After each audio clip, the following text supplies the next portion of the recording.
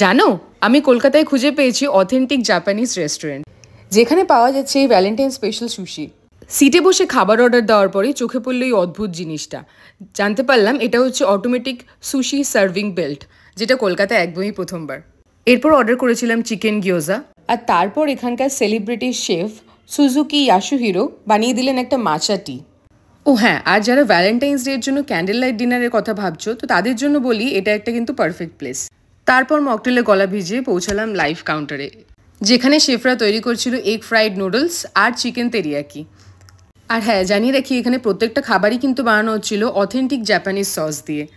এটা ছিল পর্ক গিয়োজা। যারা পর্ক খেতে ভালোবাসো তাদেরকে বলি এটা কিন্তু ছিল দারুণ, তোমরা নিশ্চয়ই একবার ট্রাই করতে পারো এটা। আরও বিভিন্ন রকমের অথেন্টিক জাপানিজ খাবারের সন্ধান কিন্তু তোমরা এখানে পেয়ে যাবে। আর তার সাথে তোমরা পেয়ে যাবে এত সুন্দর একটা লাক্সারিয়াস ডাইনিংয়ের এক্সপিরিয়েন্স। দেখো দারুণ চারপাশটা। আর হ্যাঁ, last but not the least, আমার ফেভারিট চিজ কেক, যেটা দারুণ ছিল। এক্সপ্রেশনটা তোমরা নিশ্চয়ই দেখতে পাচ্ছ। আর এই খাবারগুলো তোমরা কোথায় পাবে, তার জন্য তোমাদের চলে যেতে হবে আজিসাই কলকাতাতে। বাকি ডিটেলস রইল ক্যাপশন।